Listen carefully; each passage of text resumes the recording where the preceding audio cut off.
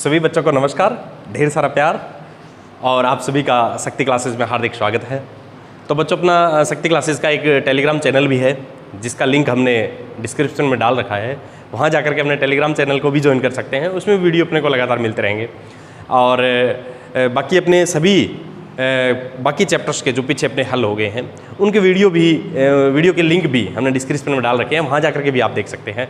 बाकी कक्षाओं के भी हैं, किसी अन्य बच्चों की सहायता के लिए यदि आपको आवश्यकता है तो भी आप उसमें से देख सकते हैं।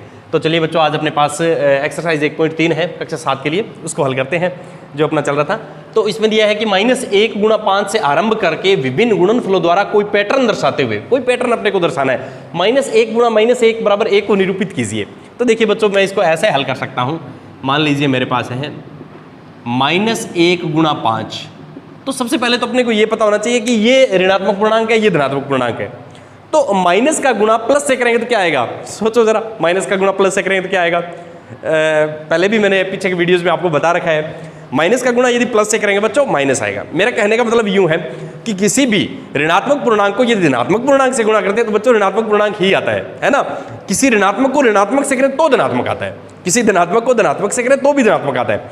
तो बच्चों ये हो गया अपने पास माइनस प्लस माइनस, माइनस के 5 आ गया। ठीक है, अब देखो आगे क्या कह रहा है। ये कह रहा है -1 × -1। तो ये -1 यहां पर -1 लेकर के आना है, पैटर्न से चलना है। तो -1 कब आएगा? 5 से छोटा होता है, 5 से छोटा 4, 4 से छोटा 3, 2, 1, 0, -1, वहां तक अपने को जाना है। तो चलिए शुरू करते हैं अपना सफर। -1 × 4, -1 × 3, -1 × 2, -1 × 1, -1 × 0, -1 × -1। ये देखो बच्चों, ऐसे अपने पहुंचेंगे। तो चलिए देखते हैं। माइनस प्लस माइनस 4 एकम 4, माइनस प्लस माइनस 3 एकम 3, 2 एकम 2, 1 का गुणा 1 से -1, -1 का गुणा 0 से करेंगे तो 0, -1 को -1 से करेंगे तो प्लस का 1। क्यों? क्योंकि माइनस को माइनस से करते हैं तो बच्चों मैंने आपको बताया था प्लस आता है। ऋणात्मक पूर्णांक को ऋणात्मक पूर्णांक से गुणा करेंगे तो बच्चों धनात्मक पूर्णांक आएगा। ठीक है, तो ये अपने पास गुणा। अब अपने को कोई पैटर्न दर्शाना है। तो देखो -5 में -4 लेके आना है। -5 से -4 की तरफ अपने को जाना है। तो मैं यूं लिख सकता हूं क्या इसको? माइनस पीछे वाले को देख के -5 में घटा दिया मैंने -1। -5 में से -1 घटाता हूं तो देखिए क्या होता है। -5 माइनस माइनस प्लस, माइनस के 5 और प्लस का 1 है तो माइनस के 4 बचेंगे ना। ये देखो -4, ये आ गया -4। इसी तरह देखो, अब अपने को इस पैटर्न पे जाना है तो -4 में से ऊपर वाला गुणनफल -4 में से -1 घटा दो। वो देखो बच्चों -3, ये देखो -3 आ गया। यदि अपने को -2 ज्ञात करना है -3 से तो -3 में -1 घटा दो। ये लो बच्चों। इसी तरह इस गुणनफल से -2 में -1 घटा दो।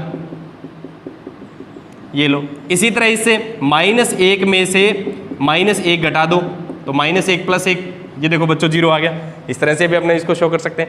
यहाँ से 0 से यदि देखूं तो 0 में से -1 घटा दो तो 0 + 1, ये 1 आ गया। तो इस तरह से अपने एक पैटर्न है वो शो कर सकते हैं। तो ये देखो बच्चों, एक पीछे वाला गुणनफल लेते हुए मैं आगे यदि बढ़ूं तो आगे वाला जो गुणनफल है उसको मैं पैटर्न के रूप में लिख सकता हूँ। चलिए लेते हैं एक अगला सवाल। तो सवाल नंबर यदि मैं 5 की बात करूं तो उसमें दिया गया है मेरे पास उचित गुणों का उपयोग करते हुए गुणनफल अपने को ज्ञात करना है। तो अपने पूर्णांकों के गुण पढ़ रखे हैं, उसकी सहायता से देखने में ये बहुत बड़ा अपने को एक गुणा लग रहा है ना। तो इसको देखिए, पूर्णांकों के गुण हैं उनका उपयोग करते हुए उसको कैसे अपने बिल्कुल आसान तरीके से हल करेंगे बिना किसी गणना से। देखिए एक जादू की तरह। करें शुरू। तो देखो बच्चों, सबसे पहले इसमें ये एक पूरा पार्ट्स है, ये एक पूरा भाग है। ठीक है, इसमें भी देखो -48 है और यहाँ भी -48 है, बीच में प्लस का चिन्ह है। ये 26 × -48 और ये है -48 × -36, बीच में प्लस का निशान है। तो यहाँ भी -48 है, यहाँ भी -48 है ना। तो देखिए आपको याद हो तो अपने एक ऐसे ही लिखा था कि सपोज कीजिए अपने पास A × B + A × C। तो उसको अपने यूं लिख सकते हैं, A को बार और B + C, ऐसे भी लिख सकते हैं। कैसे? ये अपने पास गुणन की योग पर वितरकता, का यदि अपनी उपयोग करें तो ऐसा अपने लिख सकते हैं। तो यही तो दिया है, कहने का मतलब मेरा ये -48 दोनों में आ रहा है, तो आप -48 को बाहर लिख सकते हैं। तो देखिए -48 को मैंने बाहर निकाल लिया। अब देखिए ये गुणा, यहां तो बच गया 26 और यहां प्लस का चिन्ह है और यहां बच गया माइनस के 36। इसको ऐसे भी लिखा जा सकता है बच्चों, यदि दोनों में है -48 उसको बाहर निकाल लो। अब क्या बच गया, -48 मैंने यहां से निकाल दिया तो 26 बचा है, यहां पर प्लस का चिन्ह है ये, और ये माइनस के 36 बच गया। बस यही तो करना है। इसको अपने क्या कहते हैं, ये है योग गुणा की योग पर वितरकता। ठीक है, अब देखो बच्चों इसको हल कर लेते हैं। -48 गुणा ये हो गया 26 प्लस माइनस माइनस, ये हो गए -48 गुणा में माइनस के 36 है और प्लस के 26 है, तो किसके ज्यादा हुए, माइनस के ज्यादा हुए ना। कितने ज्यादा है, 10 अंक, तो ये आ गया माइनस के 10। इसका गुणा देखेंगे माइनस माइनस प्लस, और 48 का गुणा 10 से करेंगे बच्चों 480। देखो हो गया ना, बिल्कुल आसान। देखने में कितना यूं लग रहा था। तो इस तरह से यदि इन सवालों को करेंगे तो बिल्कुल आसान सवाल हो जाएंगे। चलिए अगला सवाल लेते हैं। यहां पर यदि मैं देखूं बच्चों, तो देखो मेरे को यह पता है कि 3 संख्या गुणा में है। ठीक है, 3 संख्या गुणा में, तो ऐसी कौन सी 2 संख्या है जिनका गुणा बिल्कुल आसान है। तो देखो 125 का गुणा यदि 8 से करते हैं तो बिल्कुल आसान है। 8 5 40, 4 16 और 4 फिर 20, असल 2 8 और 2 10, 1000 पूरा आ जाएगा। तो किसका, इसका और इसका गुणा। तो क्या इनका गुणा पहले कर सकते हैं अपने, सोचो जरा, क्या गुणा कर सकते हैं। तो बच्चों बिल्कुल इनका गुणा कर सकते हैं। कैसे, इसको ऐसे लिख सकता हूं मैं, 8 माइनस 125 को आगे लिख लेता हूं और 53 को पीछे। ये कैसे, ये है क्रम विनिमयता से, क्योंकि अपने को पता है गुणा में क्रम विनिमयता होती है। पूर्णांकों के गुण अपने पढ़े थे, तो यहां पे मैं लिख देता हूं क्रम विनिमयता से। ये देखो बच्चों, भी अपने को पता है गुणन के अंदर क्रम विनिमयता होती है। इसमें यदि मैं लिखूं तो वितरकता से, ये वितरकता से अपने ऐसे लिख सकते हैं। क्रम विनिमयता से कैसे लिख सकते हैं कि 2 का गुणा 3 से करूं तो भी 6 आएगा, 3 का गुणा 2 से करूंगा तो भी 6 आएगा। तो ये ऐसे ही तो मैंने किए, इसको पहले लिख दिया, इसको बाद में लिख दिया, कोई फर्क तो पड़ने वाला नहीं है, क्योंकि अपने को पता है क्रम विनिमयता होती है गुणा के अंदर। तो चलिए बच्चों, 8 का गुणा माइनस 125 से करेंगे तो माइनस के 1000, और इसका गुणा 53 से करेंगे।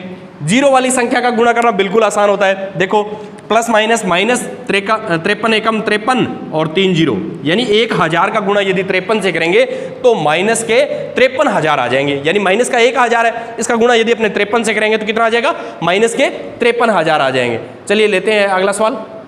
तो आगे यदि अपने देखें तो 5वें का जो सी पार्ट्स दे रखा है वो है कि 15 का गुणा -25 से फिर गुणा में -4 गुणा में -10।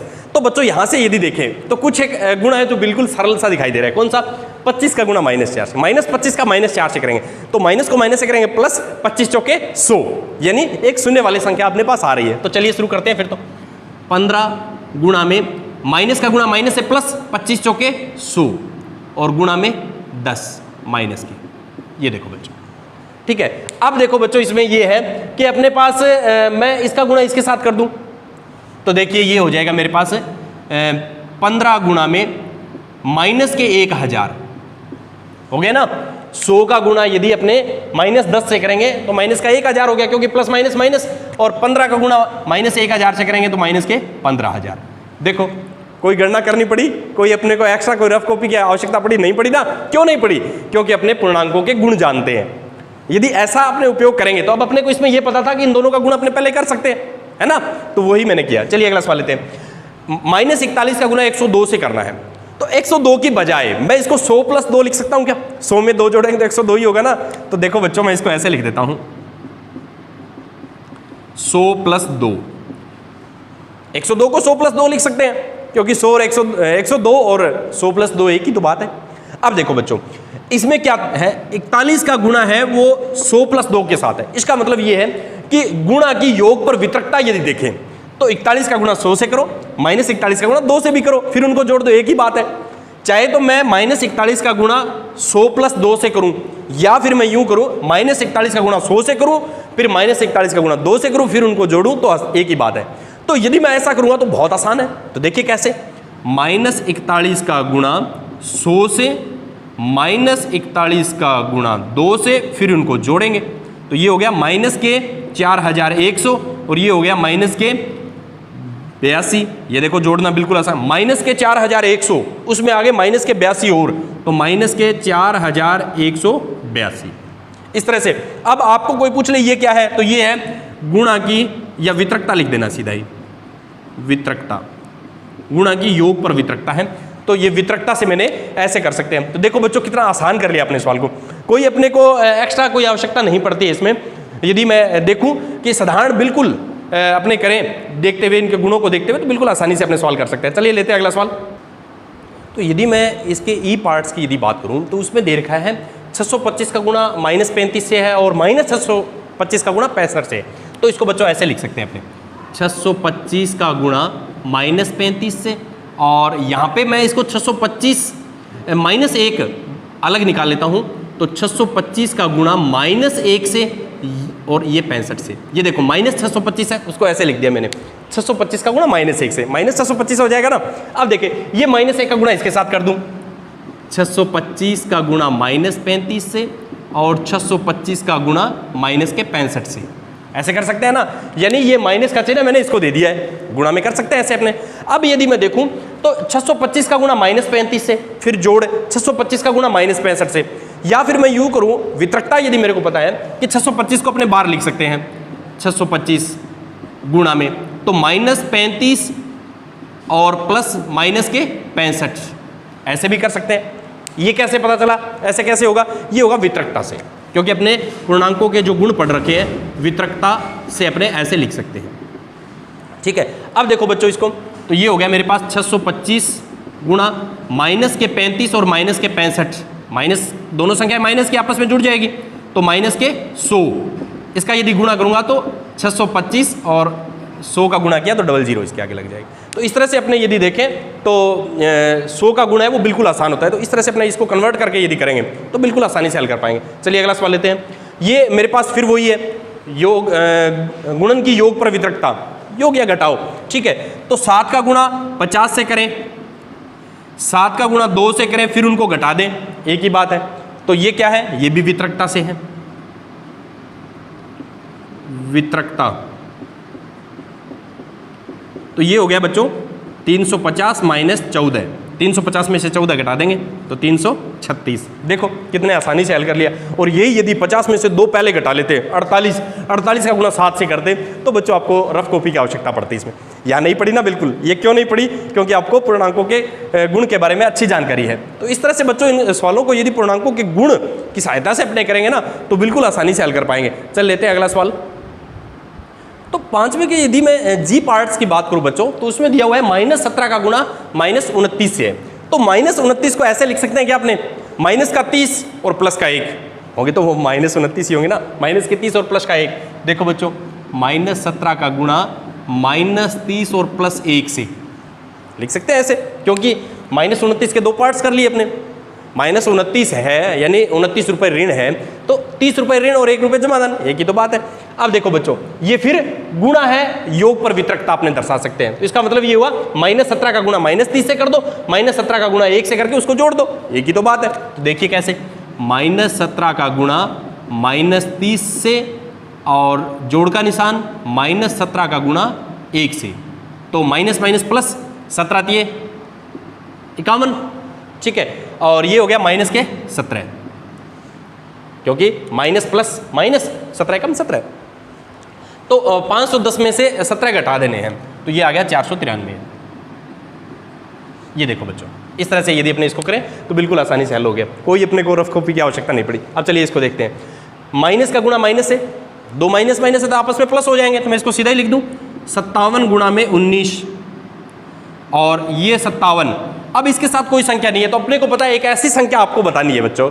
चलिए आपसे पूछता हूं, एक ऐसी संख्या बताओ, उसको किसी संख्या के साथ गुणा करें, उसको किसी संख्या के साथ गुणा करें तो मान है वही संख्या आती है। जैसे 2 के साथ किस संख्या को गुणा करूं कि उत्तर 2 ही आए, 5 के साथ किस संख्या को गुणा करूं कि 5 ही आए, ऐसी कौन सी संख्या है? तो वो संख्या कौन सी है जिसका नाम आपने पढ़ा था गुणात्मक तत्समक। तो गुणात्मक तत्समक कौन सा होता है? एक को किसी संख्या के साथ गुणा करो, गुणनफल वही आएगा। तो देखो 57 के साथ फिर 1 का गुणा कर दूं, क्योंकि 57 एकम 57 ही तो रहना है। ये मैंने क्यों किया है? क्योंकि मेरे को 2 पार्ट्स दिखाई दे रहे हैं, यहां भी 57 है, यहां भी 57 है।